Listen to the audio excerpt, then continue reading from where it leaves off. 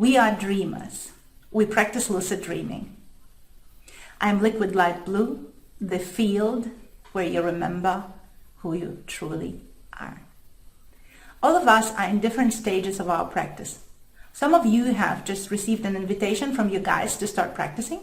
Some of you have already had a lucid dream experience. We may also have some people who are fairly advanced and would love to structure their practice around their path as shamans. Today, I introduce to you the 7 gates of dreaming as described by Carlos Castaneda and his teacher Don Juan Matos in the book, The Art of Dreaming. It is important to understand that everything I'm sharing with you is not a metaphor. These are clearly defined energetic gates and precise instructions. The purpose of the 7 gates of dreaming is to guide the dreamer through 7 stages of dreaming excellence.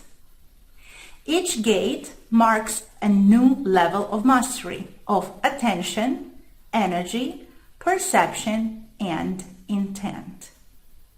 Each gate is an initiation, a threshold that marks the transformation of the dreamer's energy body and mastery over intent.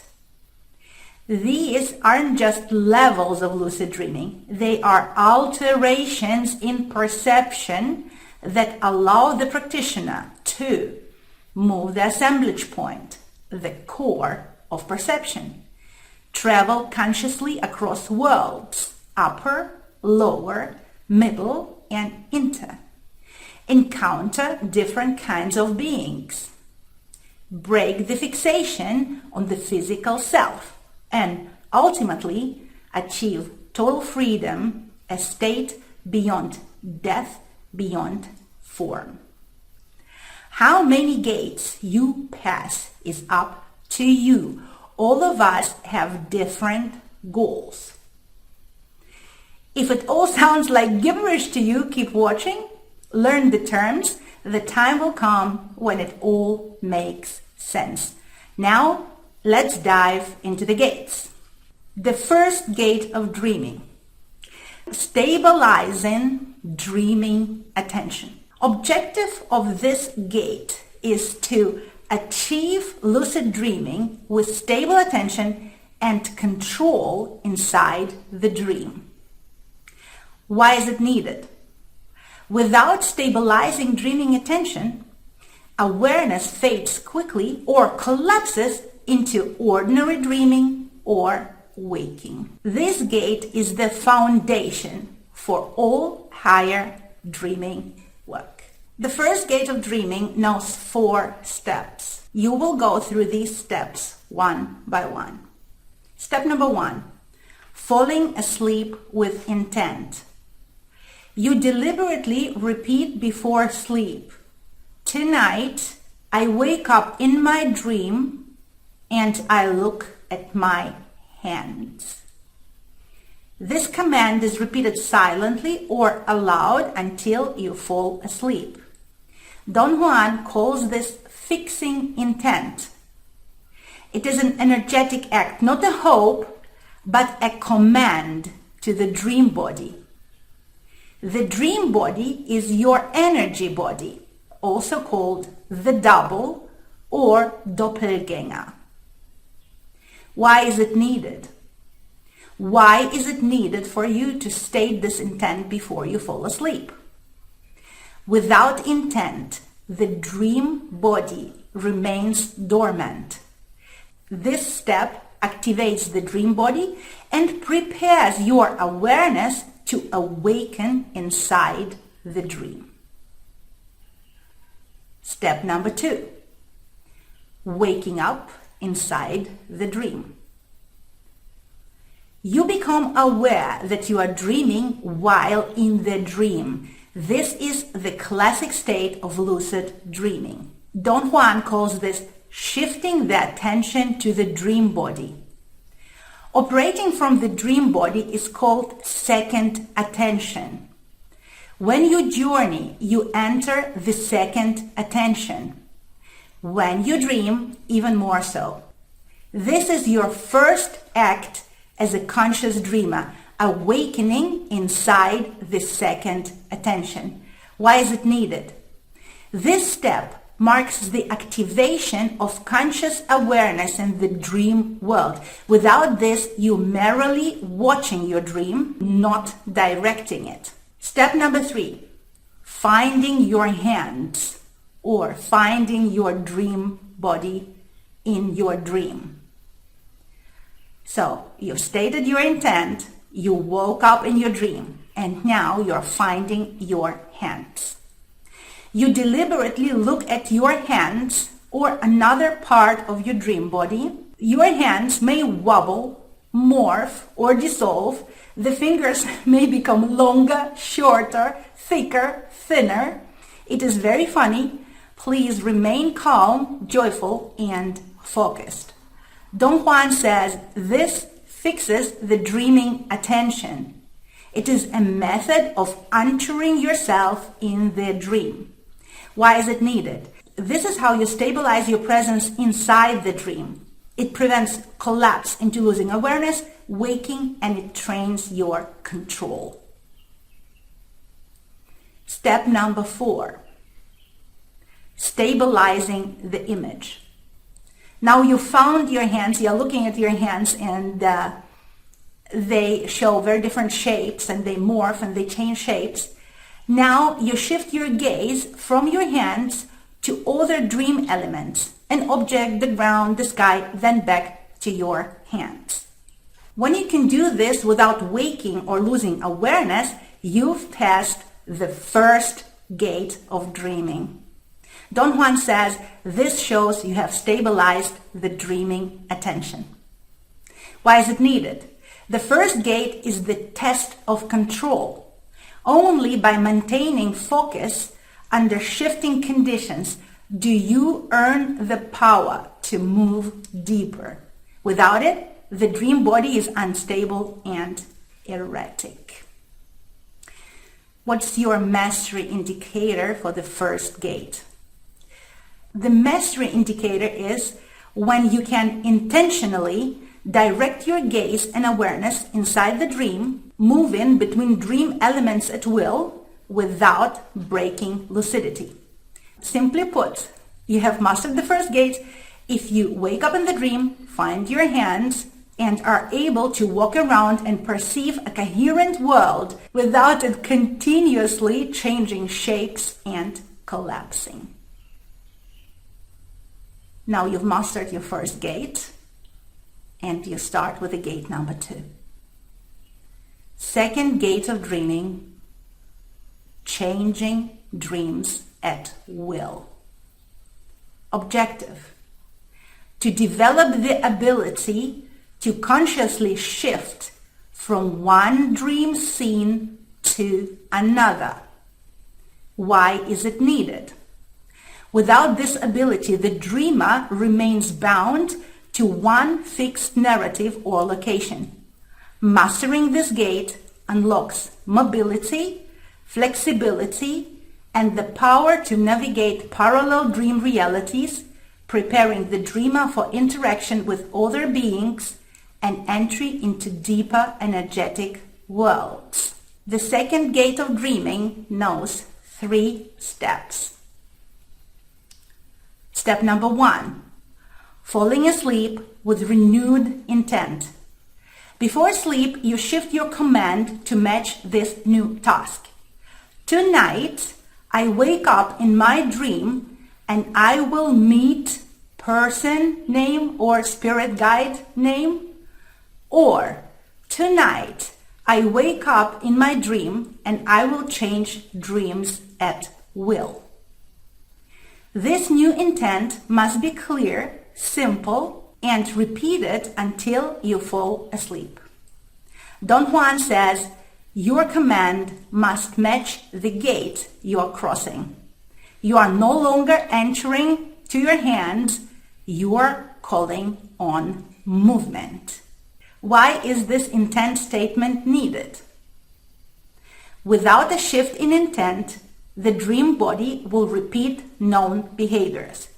You now train it to act and move with freedom. So you stated your intent and you are going to the step number 2. Step number 2 is adding a presence to the dream. Once you wake up in your dream, from within the existing dream scene, you summon a specific person that has given permission for a healing or a meeting, or you summon your spirit guide without changing the environment. This is done by turning around and saying out loud your intent to see the person. Speaking their name out loud, mentally commanding, now I meet person's name. Reaching behind a door, behind a curtain, or around a corner, expecting them to be there. Why is it needed? This step proves that your dream body can summon presences, focus on specific targets, and build towards future work such as healing, learning from your guides, or shared dreaming. It is the threshold between passive dreaming and active dream journeying. The step number 3 is shifting into another dream. You deliberately leave the current dream and enter a new one. This may happen by turning away and finding yourself in a new scene, spinning your dream body, jumping, diving, or falling through space, simply stating, I want to be somewhere else, and shifting. Don Juan calls this crossing over, a change in the dreaming location through intent. The dreamer is now actively traveling, not passively witnessing. Why is it needed? This is the first true act of mobility in dreaming. Without this, you remain trapped in a scripted dreamscapes.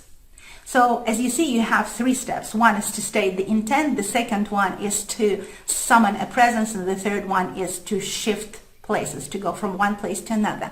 Why do I suggest to start with summoning a presence? Because I've experienced that it is simpler than shifting between them places, but more so, you want to start learning from your guides as soon as possible. So you want to meet your guides as soon as possible. This is why once you arrive the second gate, and once you wake up in your dream with the intent to summon your guide and start learning from him or her. What is the mastery indicator for the gate number 2? You can consciously reshape the dreamscape, call people or guides into your dreams, and exit one dream and enter another, maintaining awareness throughout. You do this at will through spinning, command, or subtle shift, and retain control inside the new dream. Once you've mastered the gate number 2, you go to the gate number 3. The third gate of dreaming, seeing yourself sleeping. Objective is to achieve split awareness, perceiving both the dream body and the physical body at the same time. Why is it needed? This gate initiates true separation between the dream body and the physical form. Crossing it allows the dream body to operate independently from the physical body, marking the transition from lucid dreaming to full out-of-body movement with controlled intent. The gate number 3 knows 3 steps. The first step is falling asleep with intent to observe the physical body. Before sleep, look around your room. Remember every detail. Look at your clothes. Remember what you are wearing in bed. Command. Tonight, I wake up in my dream and I will see my physical body sleeping. This intent is repeated silently or aloud until you fall asleep. Why is intent statement needed? Without clear intent, the dream body remains embedded in dream scenes. The intent to see your sleeping body starts the energetic split required for out-of-body perception. Step number 2, encountering the sleeping body. Inside the dream, you see what appears to be your physical body lying in bed. This is often a dream-generated replica, not the real body. Don Juan explains that the dreaming mind may create a copy of your body and a copy of the room. The replica has inaccuracies, wrong clothing, odd details, or unfamiliar furniture in the room. What to do? Look at the scene carefully. Check your clothing. Is it what you wore to bed? Look at the room. Is it your room? Are small details right? The door, the light, the bed, the walls. If anything is off, this is not the real body. Remain calm. Do not engage the replica. Use the turning method. Turn around and state your intent to see your real sleeping body out loud. Check the clothing and the room again. Repeat until successful. Be aware that furniture and the whole room may look different when you are hanging at the ceiling. You will most likely see yourself sleeping while hanging at the ceiling in a corner or just above yourself, or maybe standing next to you or lying next to you. So be aware that the room may look a bit different. So always stay calm and take your time to observe and evaluate. Why is it needed? Confusing a replica for your double means that you are not operating in the middle world, and your dream body, your double or doppelganger, has not yet fully separated. In order to perform massive healings in the middle world, to operate your dream body as an autonomous force, to appear and to act in two places at once, you must first see your real body sleeping and remain lucid. That is the crossing of the third gate. That is when your double begins to move freely. Step number 3 of the gate number 3. Seeing the actual sleeping physical body. You perceive your real physical body asleep in bed, clearly and unmistakably. Don Juan calls this the moment of true separation. Your awareness is no longer fused with the physical shell. Why is it needed? This is the true crossing of the third gate. Only when the real body is seen, not the replica, can the dreaming body move independently through energetic realms or appear in the waking world. What is the mastery indicator for the gate number 3? The mastery indicator is that you perceive your actual physical body asleep while remaining conscious and present in the dream. You've bypassed the illusion of the double. This confirms your dreaming body is now separate, stable, and sovereign. Well, it's a lot. I know you have a lot of questions. Make sure to ask them either in the comments or in our Lucid Dreaming group. In the next video, we will go through the gates 4, 5, 6, and 7.